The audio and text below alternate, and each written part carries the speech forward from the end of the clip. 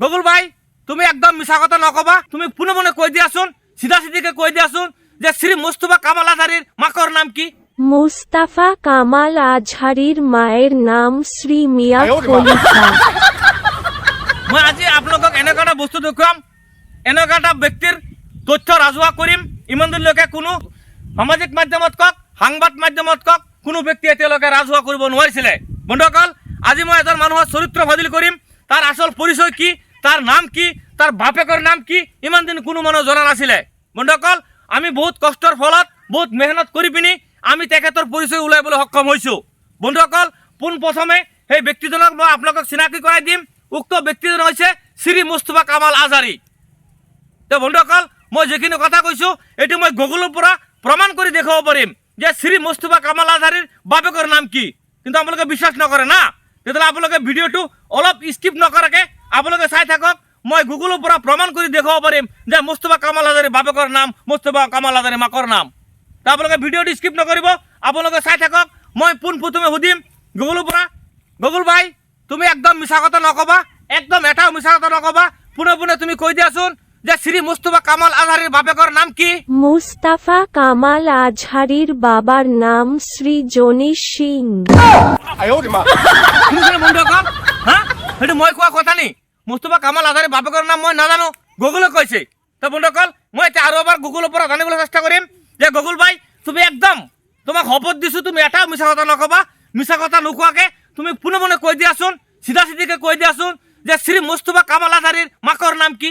মুস্তাফা কামাল আজহারির মায়ের নাম শ্রী মিয়া খলিফা।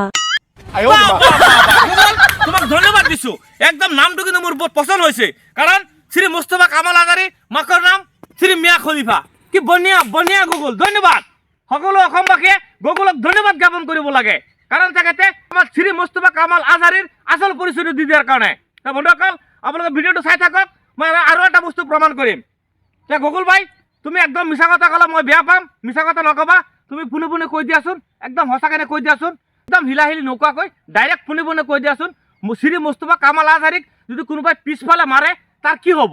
মুস্তাফা কামাল আজহারিক পিছন মারলে একবার করে পিছন মারার বিনিময়ে তার আমল নামায় ৩৭০টি করে ছোয়াব লিখে দেয় ফিরস্তারা। সবাই বলেন সুবহানাল্লাহ। খতম, bye bye, tata, good bye. বন্ধুসকল, মই আৰু এটা কথা গুগলৰ পৰা জানিবলৈ চেষ্টা কৰিম যে গুগল ভাই তুমি কোৱাচোন শ্ৰী মুস্তফা কামাল আজহাৰিৰ মুখত যদি সৰু ল'ৰা ছোৱালীয়ে চুচু কৰি দিয়ে তেতিয়া কি হ'ব? মুস্তাফা কামাল আজহারির মুখে যদি কেউ হিসু করে দেয় তাহলে তার আমল নামায় 1000টি করে ছোয়াব লেখা হয়। জোরে সুরে বলেন সুবহানাল্লাহ।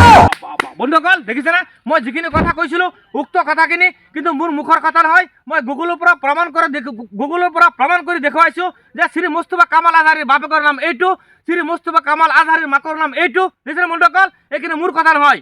সেইকাৰণে আপোনালোক অসমবাসী, সকলো অসমবাসী ৰাইজে গুগলক ধন্যবাদ জ্ঞাপন কৰিব লাগে। কাৰণ যিটো পৰিচয় ইমান দিনলৈকে শ্ৰী মুস্তফা কামাল আজহাৰি লুকাই ৰাখিছিলে, এইটো পৰিচয় আজি ৰাজহুৱা কৰিবলৈ সক্ষম হৈছোঁ। বন্ধুসকল, আপোনালোকে সকলোৱে গুগলক ধন্যবাদ দিব লাগে আৰু ভিডিঅ'টো লাইক কৰিব লাগে, শ্বেয়াৰ কৰিব লাগে, কমেণ্ট কৰিব লাগে। ধন্যবাদ। জয় অসম, আসসালামু আলাইকুম।